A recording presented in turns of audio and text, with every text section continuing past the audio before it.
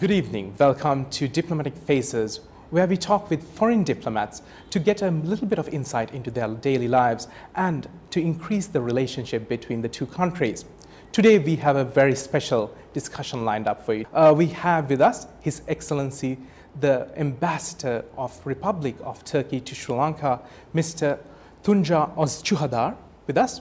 Welcome to the show. Thank you very much for having me. All right, at the onset, we know you as the ambassador, but tell us a little bit about how you actually got here. Well, I was interested into international politics, history, geography since my childhood.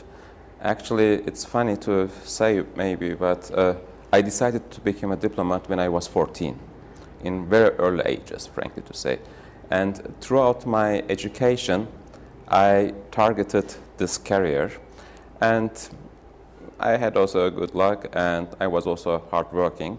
And then gradually, after studying political science and international relations, as well as in Turkey and abroad in Austria, I joined the Ministry of Foreign Affairs after passing the exams. And I've been now almost 25 years in the diplomatic career. Throughout my career, I served as well as in the Asian countries like the Philippines and Japan, and also in European countries like Germany and Austria. Before coming to Sri Lanka, I was the deputy head of the protocol, of the state protocol in Turkey, and before that I was consul general in Germany, in the city of Hanover. And the last 3 years, since 3 years, I am the ambassador to Sri Lanka. So 25 years of diplomatic service, 3 in Sri Lanka. How do you feel living and working here? Well, I am happy to be in Sri Lanka and work here. Sri Lankan people are kind and polite. They are welcoming, and pleasant attitudes makes even the most challenging issues easy. Another thing that I find fascinating in Sri Lanka is how much personal touch is important for Sri Lankans. Even in official matters, I think it is customary that expect you share your personal mobile number with your counterparts. That means that you are establishing a personal touch with your counterpart, and it will allow you to tackle challenging issues more effectively and efficiently. So really nice relationship. Now the relationship between Turkey and Sri Lanka actually dates back to the 19th century. Yes. In 1864 was when the first representative of Turkey came to Sri Lanka. So how do you feel about the relationship right now between the two countries? Well, ever since two countries established diplomatic relations, bilateral relations between Turkey and Sri Lanka have been friendly and based on mutual respect. Turkey and Sri Lanka are two countries that suffered from terrorism, from the separatist terrorism. Sri Lanka managed to eradicate it successfully. Turkey is still suffering from it. Therefore, we can understand each other's security concerns and challenges, especially when it comes to the fight against terrorism. We also support each other in international arena. Turkey has been supporting Sri Lankan candidatures at international and regional organizations, and vice versa. Sri Lanka is supporting Turkey in this field. We also extend our assistance to Sri Lanka in difficult times. If I would give some examples, when the devastating tsunami hit Sri Lanka in 2004, Turkey built in Matara for 450 houses. And after the LTTE conflict ended, Turkey funded construction of 100 houses in Mannar for the IDPs. And this housing called the Friendship Village, and it was vested into the public in 2015. Later, we provided assistance to construct a school, a playground, a hospital, and so on. Turkey also provided dry ratios during the floods in 2016. We also helped fishermen and farmers in Trincomalee by providing them fishing boats, fishing gear, and water pumps. At present, a water tank in Lanhugala is being renovated by the Turkish funding. This project will soon be completed. once it's completed, it will provide much needed water to many thousands of farmers who are living in that region. And we have also been providing development assistance and capacity building assistance to Sri Lanka. In 2017, we donated school bags and stationeries for 3,000 school children in Jaffna. And we recently donated a 3D printer along with filaments to the agricultural faculty of Peradeniya University. And I was told that this was the first 3D printer university received. Also next month, we will be distributing laptops and cameras to career journalists. Speaking about journalists, I am happy that we are able to send journalists, including 3 journalists from Rupavahini Corporation to Turkey to undergo a special training on journalism. All these assistance are provided through the Turkish Special Aid Agency, Tunca, and the Turkish Red Crescent, Kızılay.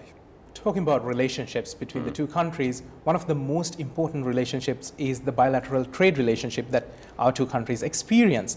Ambassador, what role do you see the Embassy of Turkey playing in these relationships? Well, in 2017, the bilateral trade volume between Turkey and Sri Lanka stood approximately at $318 million US, and the balance of trade is in favor of Sri Lanka. Turkey has been leading buyer of the Sri Lankan tea for the consecutive years. In 2017, Turkey was the biggest buyer of the Sri Lankan tea. And in addition to that, Turkey imports other products like rubber, cinnamon, coconut oil, and coir from Sri Lanka. Sri Lanka imports machinery, fabrics, and plastic items from Turkey. However, there is room for growth. Both countries are working towards increasing bilateral trade. At the second session of the Joint Economic Committee for Technical Cooperation and Economic Cooperation between Sri Lanka and Turkey in 2006, both countries pledged to increase the trade volume to $500 million US by 2020. I mean, currently that's our mission, to improve bilateral trade relations. To this end, our embassy is facilitating delegations of Sri Lankan companies to take part in trade fairs, in other B2B meetings in Turkey. The Turkish gem and jewelry fairs are getting popular among the Sri Lankan business community. This is an important development actually, because recently I learned that the Sri Lankan government has identified Turkey as one of the strategic locations to promote Sri Lankan gem and jewelry. There's a program, we call it the VIP Buyers Mission. Through this program, we select potential Sri Lankan businessmen and fund them their visit to Turkey to take part in these trade fairs and meetings. The Turkish government sponsors the visit, including the airfare and accommodation, either fully or partially. We also continuously liaise with leading business chambers in Sri Lanka and the institutes such as ADB and the BOI to facilitate the engagement between the Turkish companies and Sri Lankan businesses. By creating communicating channels, we help Sri Lankan business to engage with Turkish business and vice versa. We are also trying to get more Turkish product into the Sri Lankan market. Beko, a leading electrical appliances company of Turkey, is well established here, for example. You may also see a variety of Turkish products ranging from biscuits to the baby diapers in supermarkets. Turkish furniture is getting more and more popular in Sri Lanka. I just recently witnessed by myself, if you go to this recently opened Colombo city center, this shopping mall, you will find a wide array of high-quality Turkish furniture there. Also, when it comes to construction, Turkey is active in Sri Lanka. For example, a leading Turkish company, construction company, has been commissioned to construct the new U.S. embassy here in Colombo. Another Turkish company is carrying out water sanitation projects near Colombo, and another contractor has been awarded the project to construct houses for doctors. This is a countrywide project. And also there is some incoming investments from Turkey. I recently get the information that very soon an investment in the volume of $20 million, a direct investment, will be made by a Turkish company to build up a textile factory here in Sri Lanka that will help Sri Lankan economy and create jobs for Sri Lankans too, of course. Now, talking about industries in Sri Lanka that actually are expanding, we have actually seen a very large uptick in the tourism industry, yes. especially since after the war in 2009. Yes. Now, how can we actually encourage more tourism? To encourage tourism in Sri Lanka, I am sharing the views actually of Sanat Ozcuhadar, the chairman of the Hotelier Association of Sri Lanka, because I think one last weekend there was the General Assembly of the Hotelier Association, and he made also very rightly to the point a speech at the presence of his Honorable Prime Minister, and he brought up the problems of the tourism industry in Sri Lanka, which I can briefly repeat, starting from the infrastructural problems, especially which hits the hotels down south or hotels out of Colombo, because I mean you can imagine if a tourist comes from abroad after 10 hours flight, he needs to have another, if he wants to go to east coast to Trincomalee area, at least he has to take another ride for 7 hours. Or if he wants to go to Tunca, he needs to drive another 5 hours. These things are actually making difficulties for the Sri Lankan tourism. And of course, the quality of the services and the marketing of Sri Lanka need to be improved. Sri Lanka has every potential to improve his tourism. I mean, this country is full of culture, history, sand and sea, natural beauties, wildlife. The potential of Sri Lankan tourism is underused. I mean, you can become one of the major tourism spots of this region, but it needs to be a proper planning, and all the shareholders, all the related sites has to come together and make a brainstorming, and with the help of the government, with the support of the government, this industry can be the leading industry in Sri Lanka. All right, so how can actually we encourage tourism from Turkey to come to Sri Lanka? Well, when it comes to tourism, I think we can focus on cultural tourism. Turkey is a bridge between Europe and Asia, and this makes us a unique country. When you go to Turkey, you will find Western and Eastern aspects playing out hand in hand. Because of this, Turkey is an attractive destination to Sri Lankan tourists. I am also happy that 2 Turkish teledramas are already being telecast into mainstream TV stations. They are dubbed in Sinhala. Because of that, it has attracted a large number of Sinhala-speaking audience. As a result, lots of Sri Lankans are getting familiar with Turkey and Turkish culture. I would like to see more Turkish teledramas in Sri Lankan TV channels too, actually. Can you please elaborate on the principles of Turkey's foreign policies? Of course. We call our foreign policy as enterprising and humanitarian foreign policy. It is a cooperation-oriented and based on mutual respect. We have many aspects of our foreign policy. The first aspect is strengthening security and stability in the region. The Syrian conflict is a key issue in this regard. We would like to see stable, prosperous, and democratic futures of Syria. Turkey supports a political solution to the Syrian conflict based on established UN parameters. The second priority is fighting against terrorism. Turkey believes that terrorism can be addressed only through effective international cooperation. And therefore, Turkey plays an active role in the Global Counter-Terrorism Forum and the Anti-ISIS Coalition. Turkey's security and intelligence authorities have been carrying successful operations against ISIS. Another aspect is to deepen our strategic ties. Turkey sees NATO and EU and US as important partners, and we seek to further strengthen our ties with them. When it comes to the EU, Turkey is a country that has multidimensional and deep-rooted relations with EU. EU membership remains a strategic foreign policy objective for Turkey. And secondly, Turkey is a member of NATO. We see NATO as the linchpin of Euro-Atlantic security.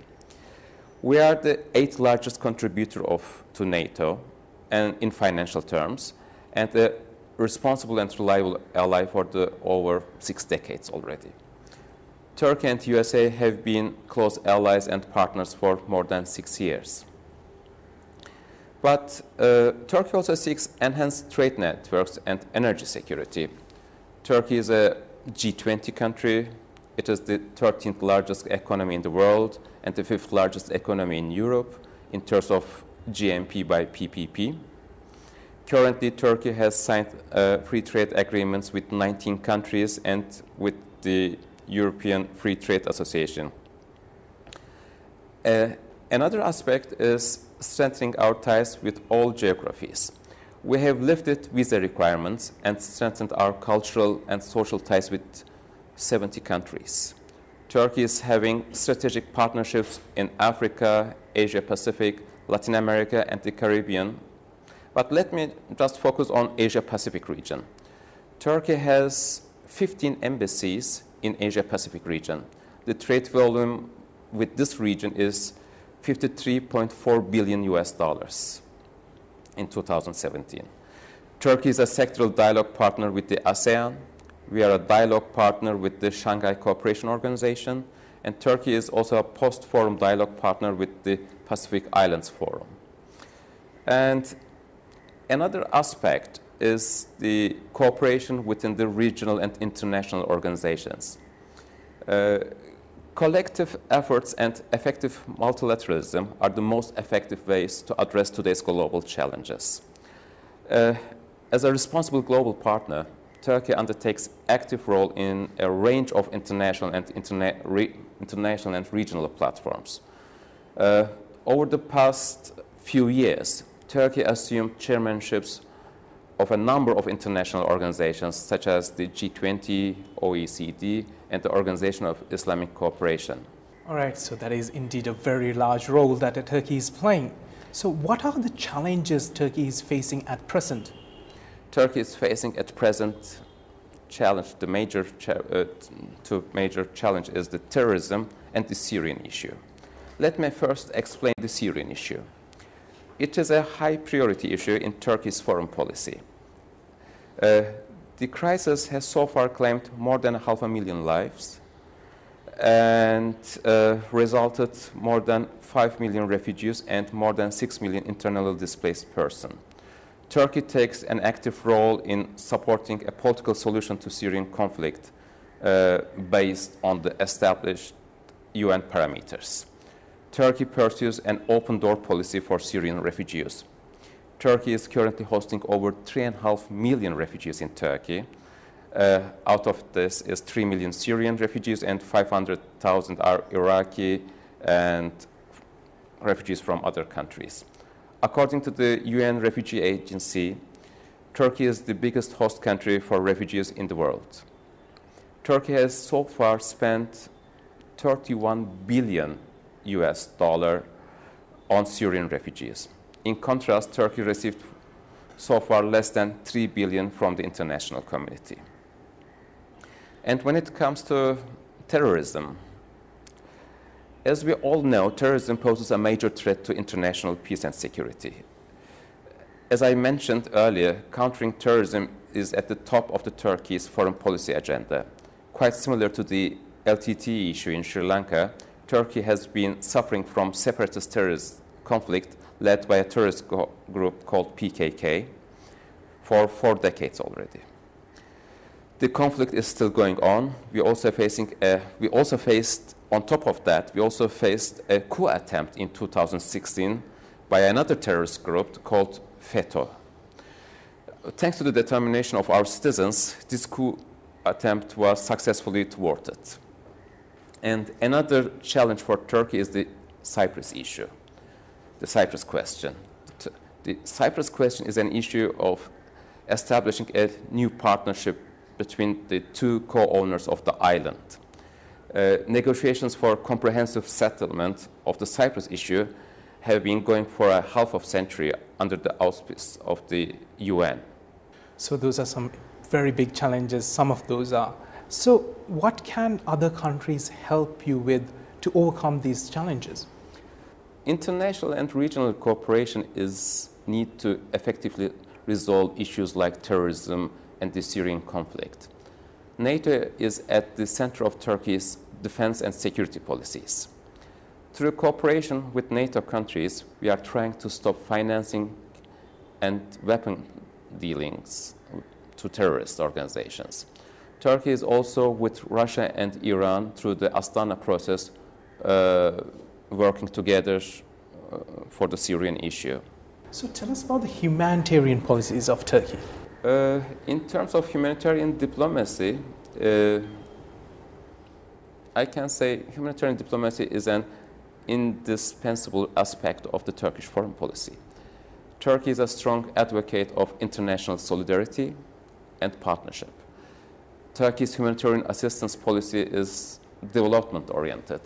For example, while providing humanitarian aid, such as delivering food and medicine to a country in need, Turkey will also simultaneously facilitate capacity building programs, construct essential infrastructure, and also provide education, sanitation, and health services. Turkey believes that only through a development-oriented assistance will a country truly achieve sustainable growth. This approach is called the Sustainable and Collective Strategy of Assistance. Turkey also hosted the first ever World Humanitarian Summit in 2016 in Istanbul. Turkey provided $8 billion worth of humanitarian assistance worldwide in 2017. And when we consider the amount of the official humanitarian assistance as a percentage of a country's national income, Turkey is the world's largest donor country. All right, that's very interesting. Yeah. Now, talking about the geopolitical arena that is rapidly changing all the time, talking about foreign policy as well. So what is the current relationship between Turkey and Russia, geopolitically and diplomatically speaking? Are they closer than US and the rest of Europe? Let me answer to this question like this.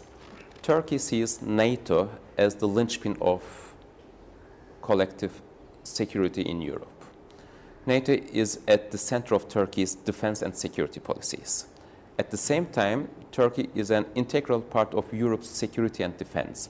Therefore, working with the NATO does not prevent Turkey from working with the EU in Bosnia-Herzegovina or with African Union as its strategic partner in Africa, or with Russia and Iran through the Astana process in Syria. All right, so our viewers must be very encouraged on foreign service sector. If somebody is out there wanting to pursue a career in the foreign service industry, what are your tips for them?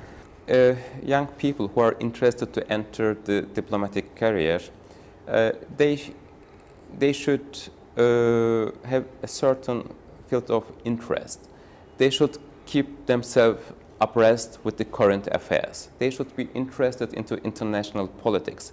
They should be a very good knowledge about history. And of course, they should have a very good command in foreign languages. Of course, patriotism is a must. You have to be a very good patriot. And if you are having an extroverted character and ability to adapt changing circumstances is a plus. Some great tips come to you from the ambassador of Turkey to Sri Lanka, Tunca Ozcuhadar. And it is a great pleasure having you here. Thank you for joining us. Thank you very much. And thank you for joining us for this very special discussion. Do tune in next time.